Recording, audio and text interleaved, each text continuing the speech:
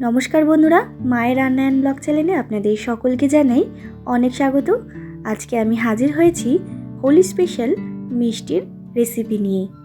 হোলিতে কিন্তু বিহারের দিকে এই রকম পুয়া রেসিপি তৈরি করা হয়। এটা মালপোয়ার থেকে একটু ডিফারেন্ট বলতে পারেন। ভীষণই টেস্টি হয়। ঘরে ঘরে কিন্তু এই রকম মিষ্টি তৈরি করে রাখলে হোলির দিনে যদি গেস্ট এসে থাকে তাহলে কিন্তু আর চিন্তাই করতে হবে না, আর খুব সহজেই তৈরি হয়ে যায়। আমার এই রেসিপি জানতে সম্পূর্ণ ভিডিও দেখতে হবে। তো চলুন ঝটপট শুরু করি। তার আগে যারা এখনও চ্যানেলটাকে সাবস্ক্রাইব করেননি তারা অবশ্যই চ্যানেলটাকে সাবস্ক্রাইব করে পাশে থাকা বেল বাটনটি ক্লিক করে রাখবেন। পোয়া তৈরি করার জন্য প্রথমেই আমি দিয়ে দিলাম হাফ বাটি মতো সুজি, তারপরে দিয়ে দিলাম 1 বাটি মতো চিনি, আর দিয়ে দিলাম 1 বাটি মতো ময়দা। এইবার লিকুইড দুধ দিয়ে কিন্তু আমি একটা ব্যাটার তৈরি করে নেব। খুব ভালো করে কিন্তু মিক্স করে নিতে হবে যাতে কোনো দানা না থাকে। ঠিক এইভাবে কিন্তু আমি ব্যাটারটা তৈরি করে নিয়েছি। খুব বেশি পাতলাও না, আবার খুব বেশি ঘনও না। এরপর দিয়ে দিলাম টুকরো করে রাখা কাজু বাদাম, টুকরো করে রাখা নারকেল, দিয়ে দিলাম মৌরি এবং এলাচ গুঁড়ো। আপনাদের কাছে যদি এলাচ গুঁড়োটা না থাকে তাহলে আপনারা এমনি গোটা এলাচি গুঁড়ো করে নিতে পারেন। তারপর আবারও ভালো করে মিক্স করে নিয়েছি, দেখে বুঝতেই পাচ্ছেন। এবার 10 থেকে 15 মিনিট রেখে দেবো।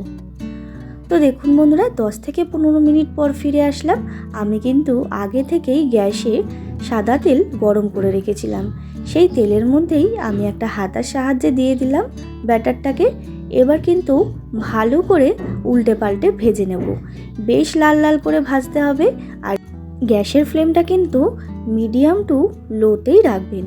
তাহলেই এটা ফুলবে এবং দেখতেও ভালো লাগবে এবং ভেতর থেকেও কিন্তু এটা ভাজা হবে। তো দেখতেই পাচ্ছেন বন্ধুরা, ভাজা কিন্তু কমপ্লিট। তারপর আমি তেল ছেঁকে তুলে রেখেছি। আবারও ব্যাটারটা আমি হাতার সাহায্যে আবারও দিয়ে দিয়েছি তেলের মধ্যে। আর এইরকম গোল হাতার সাহায্যেই কিন্তু ব্যাটারটা দেওয়ার চেষ্টা করবেন, তাতেই কিন্তু বেশ গোল গোল হবে আর দেখতেও সুন্দর লাগবে আর জিনিসটাও ভালো হবে। দেখে বুঝতেই পাচ্ছেন, আবারও কিন্তু কড়া করে ভেজে নিয়েছি, আর বেশ লাল লাল করেই কিন্তু ভাজতে হবে। এইভাবে আমি সমস্ত পোয়াগুলো ভেজে নিয়েছি। তো বন্ধুরা, এই হোলিতে এইভাবে পোয়া তৈরি করে বাড়িতে অবশ্যই খান এবং গেস্টদেরকেও খাওয়ান, দেখবেন আপনার বাহবা দেবেই। এটা কিন্তু মালপোয়া, কিন্তু একটু ডিফারেন্ট টাইপস। তো বন্ধুরা, আমার এই পোয়া রেসিপিটা কেমন লাগলো অবশ্যই কমেন্ট করে জানাতে ভুলবেন না। ভালো লাগলে অবশ্যই একটা লাইক শেয়ার করবেন, আর যারা এখনও চ্যানেলটাকে সাবস্ক্রাইব করেননি তারা অবশ্যই চ্যানেলটাকে সাবস্ক্রাইব করে পাশে থাকবেন নিত্য নতুন ভিডিও দেখার জন্য। আবারও হাজির হব নতুন কোনো রেসিপির সাথে।